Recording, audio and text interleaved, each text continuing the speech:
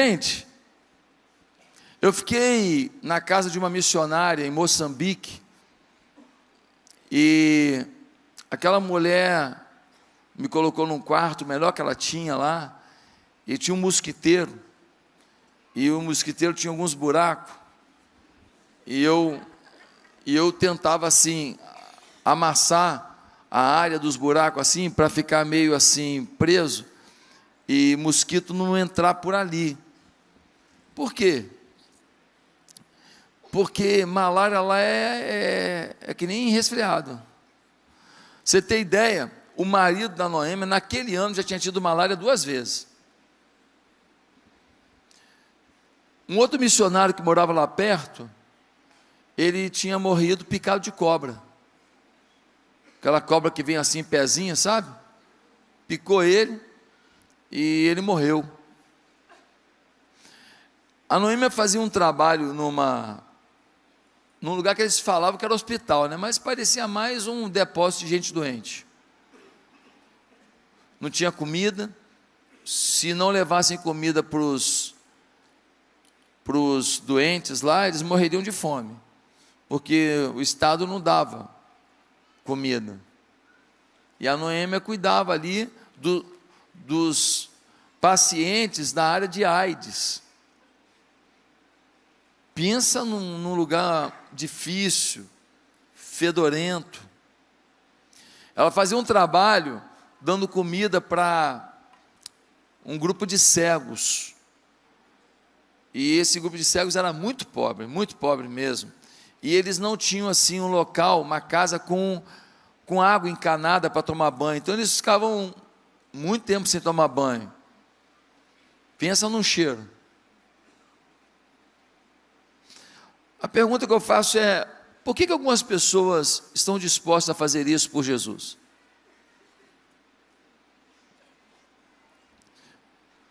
Por que Guilherme Carey, no século XVIII, ele deixou a Inglaterra e ele foi para a Índia para pregar o Evangelho? Lá um filho dele ficou doente e morreu. A mulher, morando naquele lugar terrível, que era a Índia naquela época, até hoje é complicado, mas naquela época, imagina, século XVIII, e vendo o filho morto, a mulher ficou meio maluca,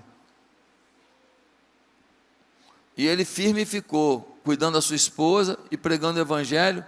Fez tradução de textos da Bíblia para mais de 30 idiomas e dialetos, deu a vida em missões.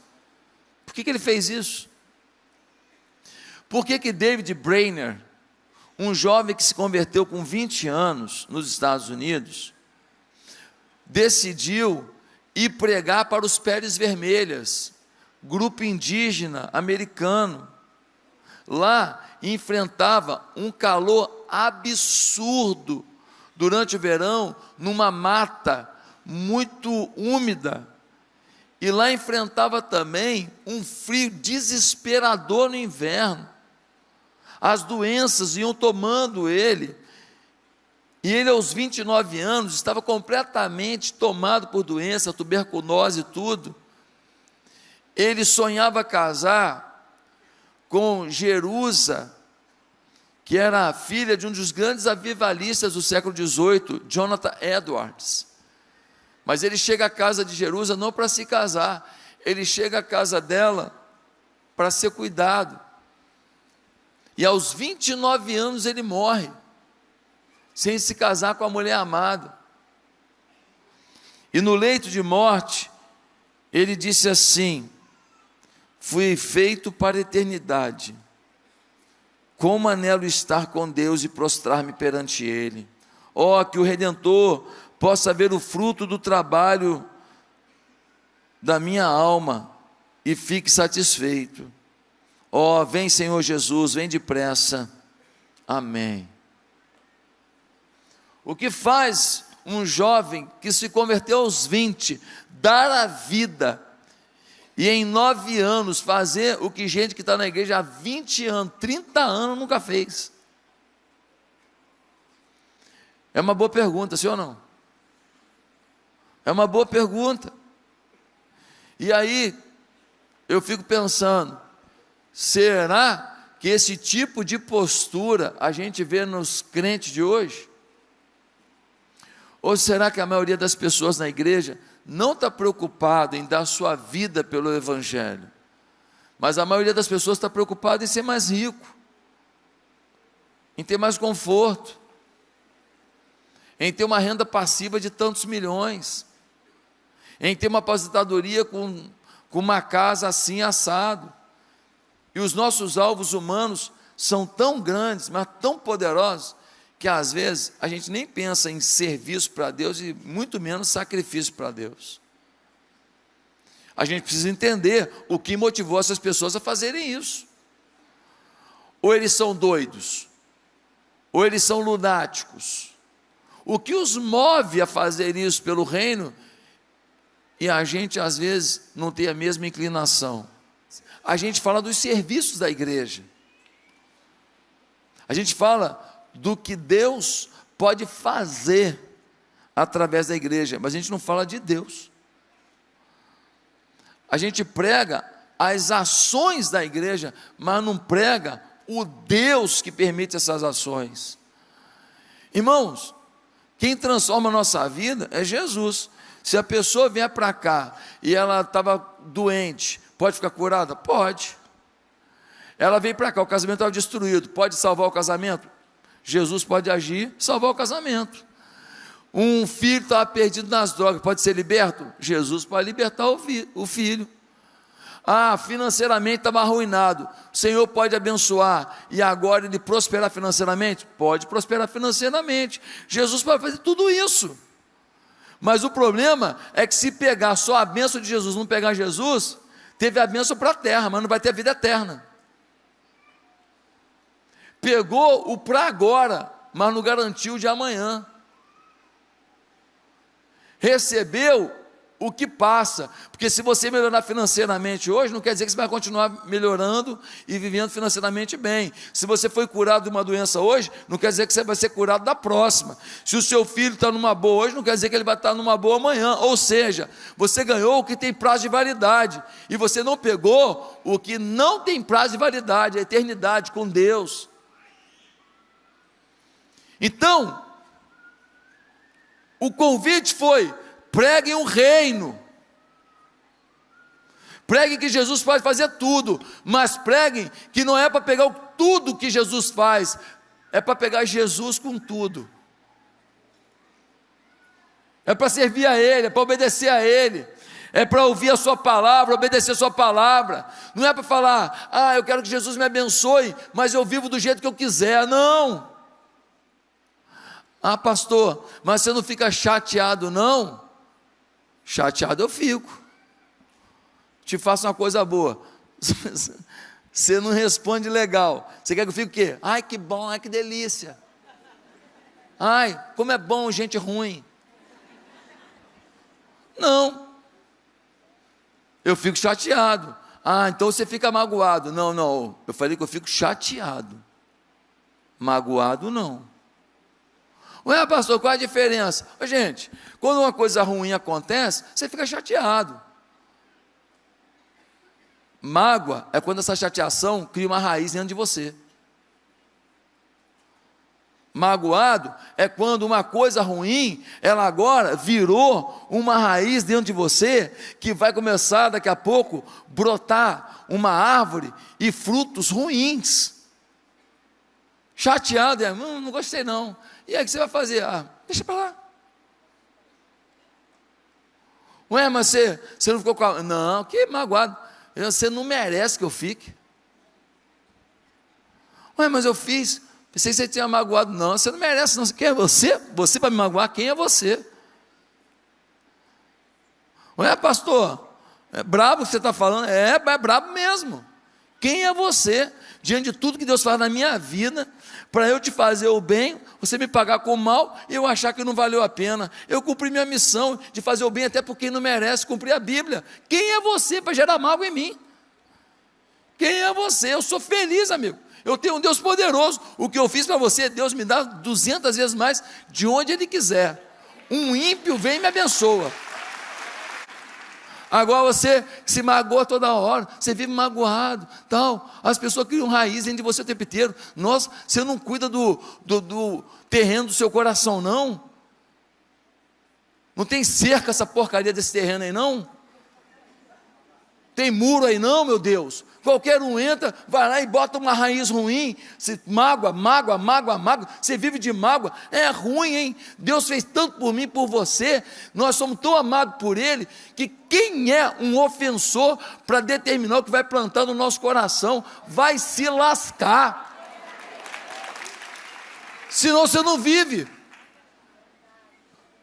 Chateação, mágoa não, desejar eu quero que ele se lasque, eu quero vingança, o fulano que te fez o mal está indo bem, legal, o fulano que te roubou está rico, Deus está vendo. A nossa igreja lá em Ipatinga, onde eu fui pastor, ganhou uma menina para Jesus. A menina usava droga, vivia nas festas, vivia nas boates. A menina aceitou Jesus. A mãe transformou a vida dela no inferno, porque ela não podia ir para a igreja de crente. Eu falei, mas sua mãe é contra. Mas como é que era a sua vida? Pastor, minha vida era assim, assado. Fui começando, vi que a menina era usuária de maconha. Vi que a menina vivia nas festas. Estava fazendo um monte de coisa errada. Estava tudo bem. Foi para a igreja, a mãe falou, não, igreja não. Passou a ser odiada pela mãe. A garota não deu conta. Uma hora se afastou da igreja. Não sei que destino teve. O chamado de Jesus, para eles, não parecia uma boa proposta, sim ou não? Pregar com ódio, sem garantia nenhuma, com dificuldade. Mas os caras foram. E mais que isso, permaneceram. Porque tem muita gente que vai para a obra de Deus, mas não permanece, desiste. Pede para sair. Na linguagem do tatame, bate, parei. Mas eles continuaram, e aí vem a pergunta: o que faz as pessoas darem a vida pelo Evangelho? Por que eles fizeram isso? Primeiro, porque ser canal do poder de Deus os encantou. O versículo 1 diz: chamando os seus 12 discípulos, deu-lhes autoridade para expulsar espíritos imundos, curar todas as doenças e enfermidades. Eles começaram a ser canal de Deus para curar pessoas, canal de Deus para abençoar pessoas, canal de Deus para libertar pessoas, canal de Deus para salvar famílias, canal de Deus para salvar meninos, canal de Deus para influenciar positivamente os corações, canal de Deus para trazer alegria em lugar de desespero. Quando eles começaram a ser canal de Deus, desse poder de Deus, isso os encantou. Quando você começa a ser canal de Deus, quando você começa a ser instrumento de milagre, você começa a ver que Deus é real na tua vida. Mas muitos de nós nunca nos aventuramos a ser canal de Deus.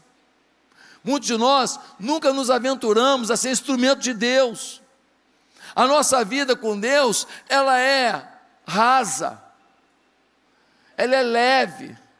É uma coisa de domingo, uma oferta, um dízimo de vez em quando, trabalhar em algum ministério da igreja um pouquinho, e aí a gente aplaca a nossa tristeza, aplaca a nossa consciência, dizendo: olha, já fiz o que poderia, está tudo bem.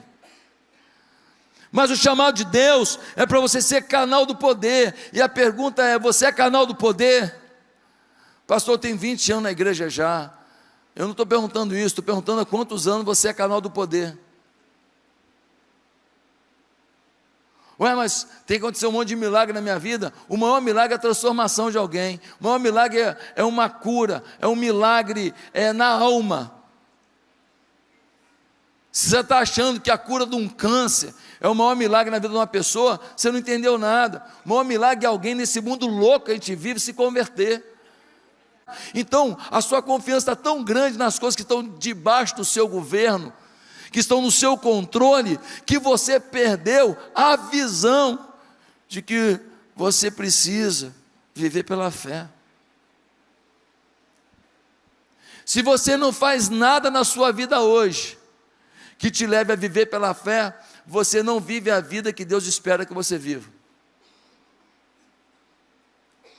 Se a sua vida é tão controlada, tão ajustada, tão organizada, que não existe nada de desafio de fé na sua vida, você ainda não chegou no lugar que Deus queria. Hoje eu tenho que lutar mais para viver pela fé em relação à igreja do que eu vivia naquela época. Em compensação, eu tenho hoje outros desafios que me levam a precisar mais da fé do que eu precisava em outros momentos. Sempre vai ter alguma coisa na tua vida que vai te chamar para o encontro e falar: ei, vai viver pela fé ou não vai? Em terceiro lugar, por que eles deram a vida pelo Evangelho? Porque não queriam abrir mão da intimidade com o Espírito Santo. Gente, ser amigo do Espírito Santo é bom demais. Ser conectado com o Espírito Santo é bom demais. E no versículo 19, diz assim: mas quando os prenderem, não se preocupem quanto ao que dizer ou como dizê-lo. Naquela hora lhes será dado o que dizer, pois não serão vocês que estarão falando, mas o Espírito do Pai de vocês falará por intermédio de vocês. Eles chegavam nos lugares, eles falavam coisas tão grandiosas, tão sábias, tão incríveis, que eu acho que João falava assim para o lado assim: cara, grava aí que eu não vou conseguir repetir isso não. Acho que Pedro falava assim: cara, eu pescador, falava errado, linguajar precário, as palavras que eu sei do dicionário, cabem numa caixinha de sapato, eu não sei quase nada. Gente, olha que coisa linda, eu estou parecendo um filósofo, eu estou parecendo um cara com pós-doutorado em Harvard. Eles mesmos ficavam assustados com a sabedoria que fluía deles. Ao longo da minha caminhada pastoral, eu fui ordenado pastor em 97. Ao longo da minha caminhada pastoral, deixa eu te falar uma coisa, eu vi isso muitas vezes. Muitas vezes eu vi gente simples, sem estudo, gente que não teve oportunidade de frequentar uma sala de aula, mas com uma sabedoria, com uma capacidade de discernir o ambiente, de fazer uma leitura sobre pessoas, de escolher o melhor caminho para um conflito, que eu ficava: meu Deus do céu, o que é isso? Mas muita gente, tanto em Patinga, meu primeiro ministério, quanto aqui, quanto na comunidade que eu liderei um trabalho durante meu seminário, lá no Bugiug, na Ilha do Governador, uma comunidade tomada pelo tráfico. Eu fazia trabalho lá toda a tarde, evangelizando, dando banho em criança, indo de casa em casa. Treinei lá 3 novos convertidos que se tornaram pastores, mas eles também não quiseram parar de dar vida pelo Evangelho, porque descobriram que mais arriscado que a vida é não viver a essência do Evangelho. Descobriram que mais arriscado que a vida é não viver a essência do Evangelho. Mas eles descobriram que mais arriscado é você não viver a essência do Evangelho. Por quê? Porque os riscos da vida terminam nessa vida, mas a essência do Evangelho te leva para a eternidade. Sabe? Eles descobriram que perigo não é a vida, perigo é não viver a essência do Evangelho e perder a vida eterna. Você que está acostumado com a vidinha rasa, você que curte vir aqui para ouvir uma palavra, igual do pastor Josué, você pode gostar tanto de mim que pode não gostar de Jesus.